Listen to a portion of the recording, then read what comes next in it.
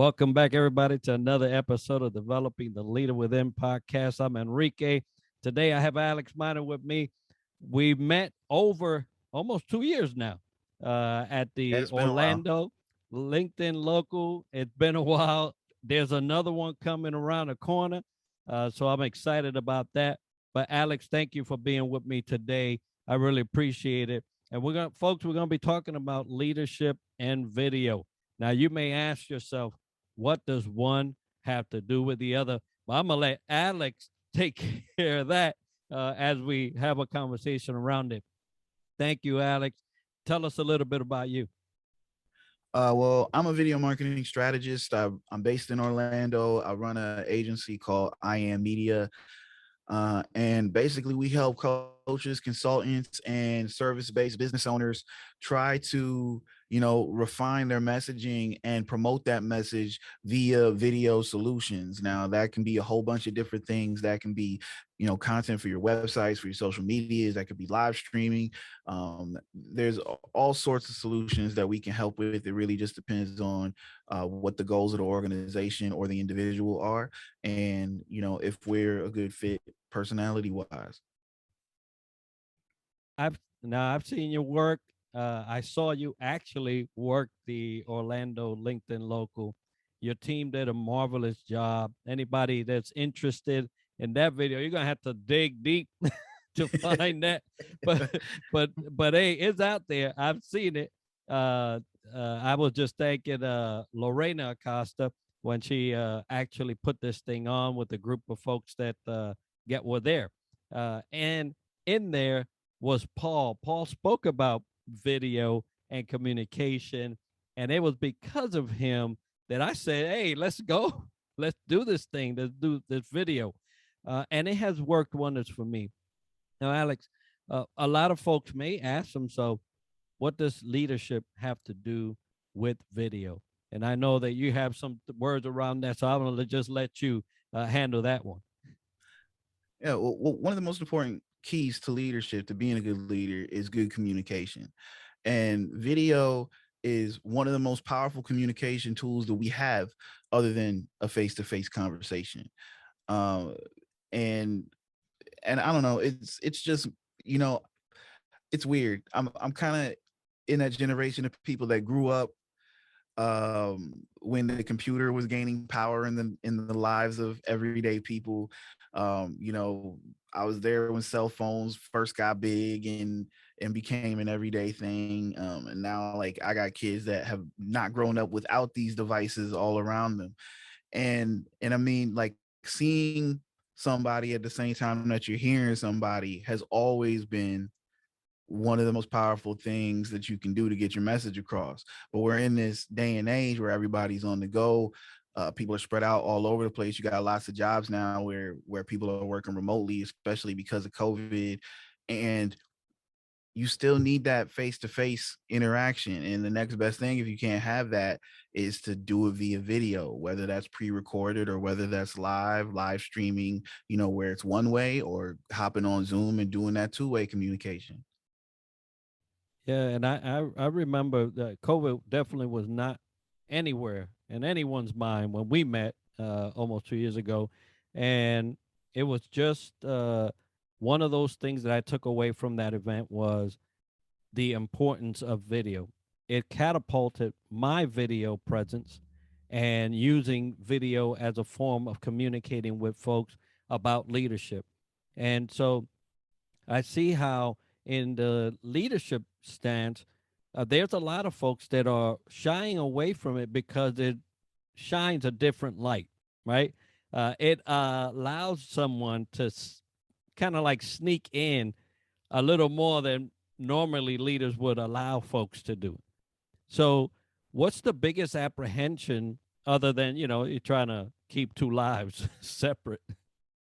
Well, you know, we're in a different world now where people want transparency, they want accountability, they want to be able to trust the entities and the people that they're doing business with and that they're working for.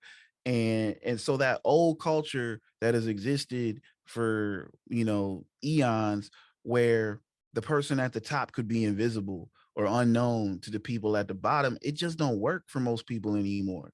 um you know, it's a different age. We have the needs and wants of humans have shifted. Like, we're not satisfied with working for big corporations and then finding out later that this entire time we were working for assholes or people who are, you know, involved in evil things. Like, we want to walk in the door confident, especially the younger generations, that we're not going to feel bad about knowing, talking to, communicating, doing business with whoever it is that we're involved with. And the fastest way to give people that assurance, to make them feel like they know you, to like open that window and give them that insight, is to use video. I love that because you mentioned the transparency. Now, I was thinking more in the sense of, some people just like to keep business business and personal personal. I'm one that subscribes to that. Just can't do that. It's just impossible. I mean, that And you can, because the mistake that people make when they think about, and I'm sorry to interrupt, but the mistake that people make when they think about starting to create video content, or starting to develop a social media presence, starting to develop a personal brand, because that's really where a lot of this stuff goes, or where it's coming from. It's the rise of the personal brand.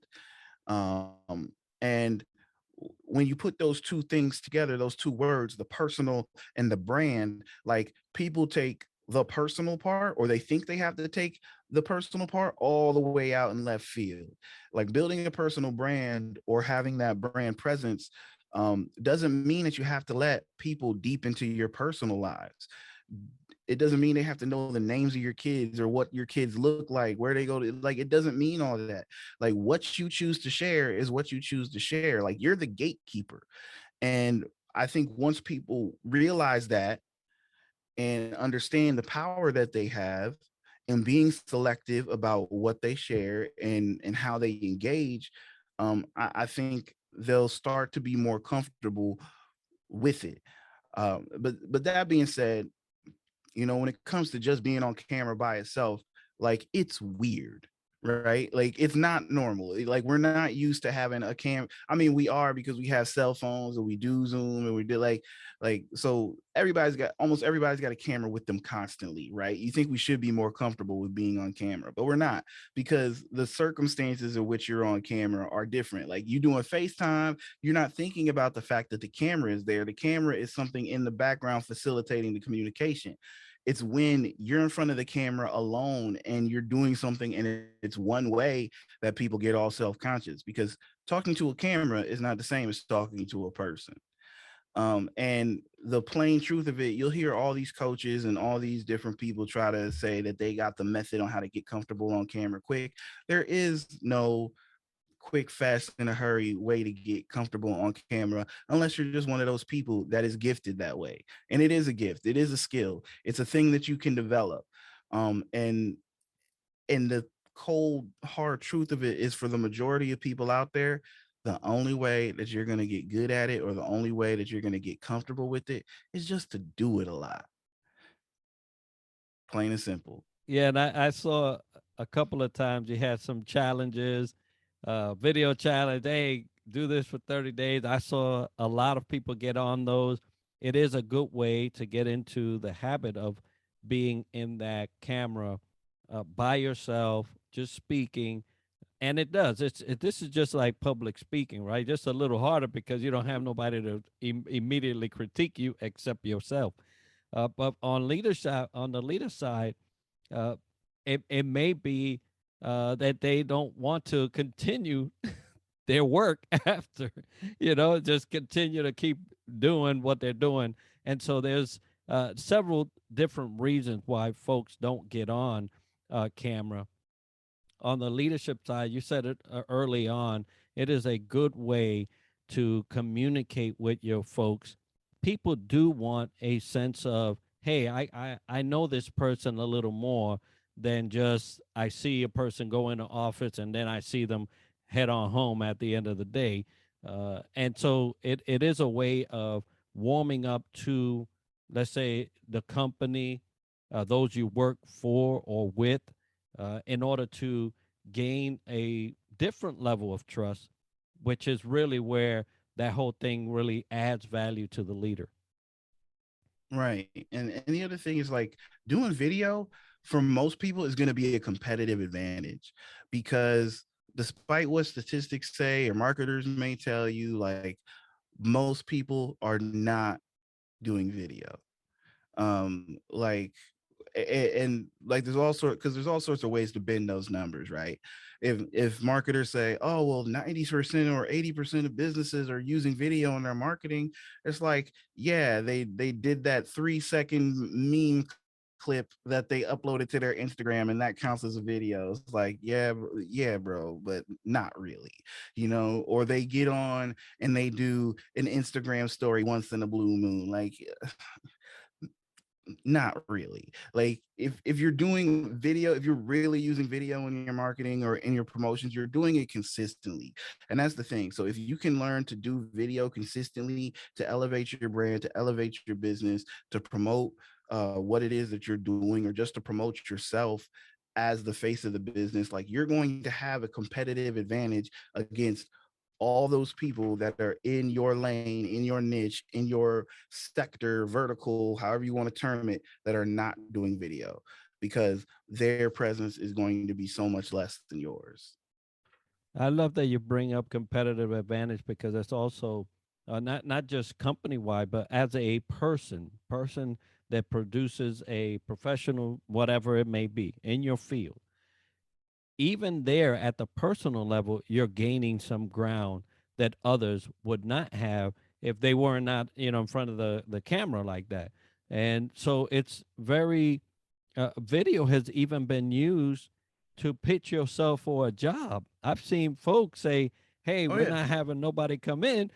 Send us your video." And oh my goodness, that's the moment of truth, right? That's where they you may, could they may either regret that. they may, but the thing is that our world is getting more and more inundated with the desire for video.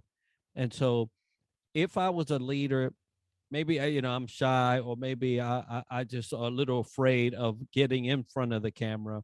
What would be some things that you suggest for those guys that gals that are they know they need to do this, but they're just a little gun shy? One thing is to practice speaking just from notes. Like some people think either they got to freestyle it or they think that they have to have it fully scripted out. And the thing is, most people suck at using scripts. They sound robotic, they sound disingenuine, and most people can tell. Like you're not Tom Cruise, you're not Denzel Washington, you're not, whoever the great actress of the moment is. So you don't know how to read a script or speak from a script and make it sound like it's natural. Or maybe you do, or maybe if you memorize the script, maybe you'd sound a little bit better. Because when those people that I'm talking about, they're on camera, they're not reading directly from a script. They've memorized those lines, so they're able to be a little bit more natural. But even then, most people suck still if they've memorized the script. They sound wooden, they sound robotic, and it's not a good look. So try, maybe keeping your first video short. Like when you first start, keep your video short. A big mistake that people make is that they try to make it too long. They think they got to pack every single little thing in there. Keep it short, keep it to the point. Like try to speak on a subject and only have 1 to 3 points that you need to make before you get out of Dodge. And aim for something like a minute, 2 minutes, like 1 minute is a good training ground. Like if you try to make all your videos as close to 1 minute as possible, you'll start learning how to make your points concisely, not waste time with a lot of extra stuff like introducing yourself. And that's another one of my pet peeves, like people who introduce themselves at the beginning of their videos when the post that it's on, because me and you like LinkedIn, most people that we're talking to and that are going to hear this are probably on LinkedIn a lot. Why are you introducing yourself on your LinkedIn video when your name is right there? Like it's like that's a waste of time. Give me those 5 seconds back. Tell me what you're gonna tell me the stuff, and then tell me what you told me, and then say goodbye. Like, or don't say goodbye, just end it. Boom. Keep it short. And if you practice that on a regular basis, like you will get better. But you got to practice. Like the thing that I tell people, especially when they really really want to start creating content, if they're doing LinkedIn, or if they want to do something like YouTube, create as much video as you possibly can. It's the only way that you're going to get good at it. Um, you know, you've seen some of my content, you've seen my videos and stuff. Like I didn't get that way overnight. I've been doing YouTube, although I'm kind of on hiatus right now, but I've been doing YouTube for like 3, 4 years. There's a lot of videos I made. And so the way I make videos now is not the way I made videos at the beginning. Um, and then like I'm always filming people. I'm always studying how people are on camera. Like I learn from all those things, and it helps me to be better when I get on camera. So you really have to put in the work. You have to practice. Like it's very rare that somebody is going to pick up a camera, turn it on, and be great from jump. So be comfortable with the fact that you're going to be terrible. And that's just the way it's going to be. But the way that you stop being terrible is by doing it enough to learn what's going to make for a better video. Yeah, and I agree that you just have to, like a YouTuber I know, he says, hey, you just got sometimes you got to put the record button on. Just go ahead and say play. Go ahead, and get in it. So let's talk a little bit about equipment. There's so many people trying to buy up the world, and they're not at that point yet, even to Yeah. present. So, what can I start with? What should I start with? What everybody should start with is their cell phone. And I'll give you a couple of reasons why. One, because most cell phones they do a lot of the work for you. They've got autofocus, they've got okay sound. Most of the phones now they're shooting in 4K. If you need that, like you don't really need that. Most people don't need to shoot in 4K. Um, and so they can do a lot of the work for you, especially with the type of content that we're talking about, which is people just trying to speak on a topic, say something smart. um and unless you're somebody like me whose business is centered around video, like the video quality doesn't need to be fantastic. Unless you're trying to create a piece of content that's supposed to live and represent your brand for like weeks, months, days, years, then cell phone quality is just fine. And there are people who built empires and made lots of money just doing content with their cell phone. So everybody should start with their cell phone because it's the simplest thing, it's the easiest way for you to start. There's tons of fantastic tools, both paid and free, that as far as like editing apps and things like that you can use to do post production of your videos on your phone, so you don't even have to move the content to another device. You've most likely always got the cell phone with you, so if you want to produce content, there's no barrier other than you taking it out of your pocket or your purse or whatever it is.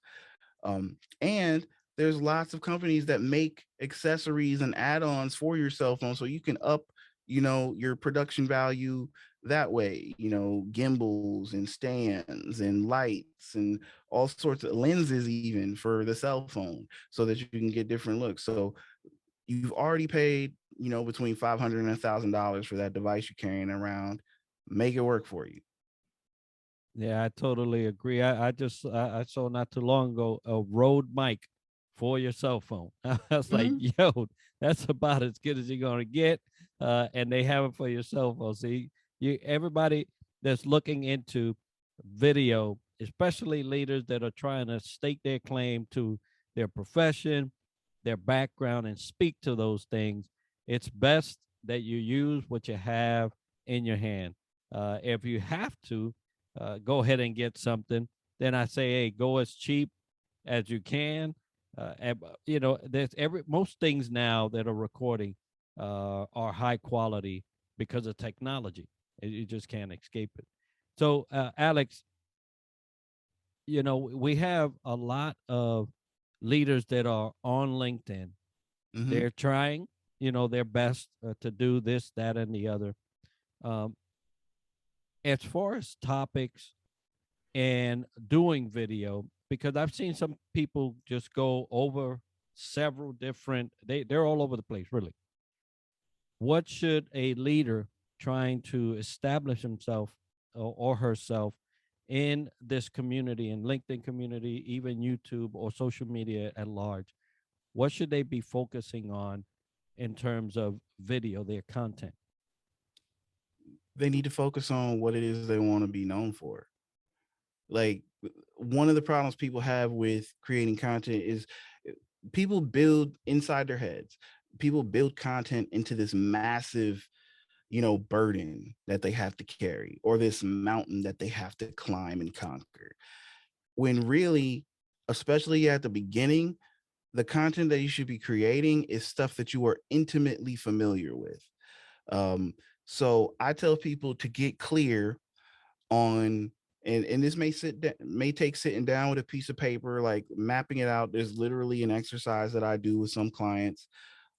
We sit down and we map out at least 3 to 5 areas that they want to be known for, and this can be the start of planning to build your personal brand as well, um, because it all goes together, it all coincides, it all correlates.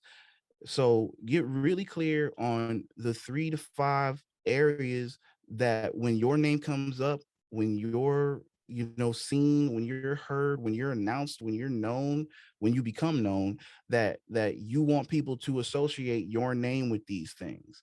And those don't even necessarily have to be professional things. Like with Gary V, one of the things he's known for is that he wants to buy the Jets.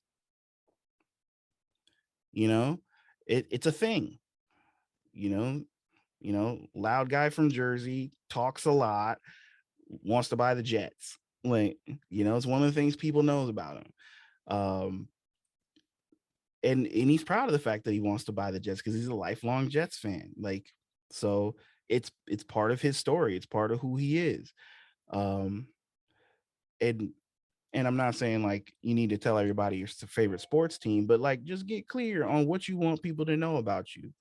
And then in these areas that you want people to know about you or to associate you with, they should be things that as soon as the topic comes up, you can speak on it.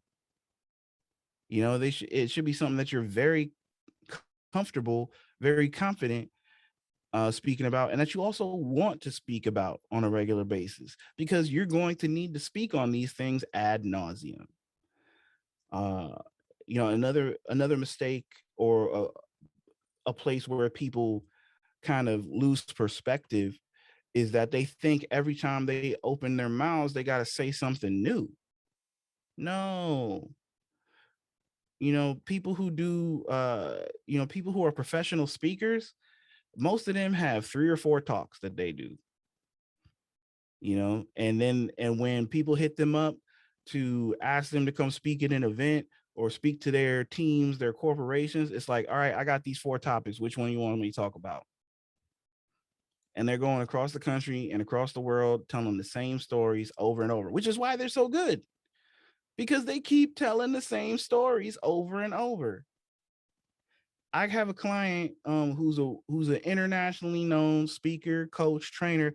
You want to know how many times I done heard his same stories shooting his videos? I lost count. But he's really good at telling these stories, which is why people pay him to do it. And the way that he tells them, he's able to articulate them in different ways so that those lessons that he learned from those situations can apply to different situations in his audience's lives. So you're gonna have to learn to be a broken record. Know your topics, know it very well, and be comfortable with saying them over and over and over again. Because especially if it comes to like social media content, if that's what you're creating, the majority of people who follow you are not going to see every post you make. So it may take you talking about something 4 or 5 times before everybody's heard it. Probably gonna take you more than that. Um, the way the algorithms work and all that, but we won't go down that rabbit hole. But just know, like, put yourself on repeat and just make sure the things that you're saying are good. Yeah, absolutely. And you're totally correct on repetition is what gives you that confidence, and then you become better and better as you go. So Alex, thank you so much for sharing this platform with me today, talking about leadership and video. If somebody wanted to get a hold of you to shoot those videos, to get that content out for them, where would they go and how could they do that? You can either reach out to me on LinkedIn. Just search for Alex Miner. I'm sure.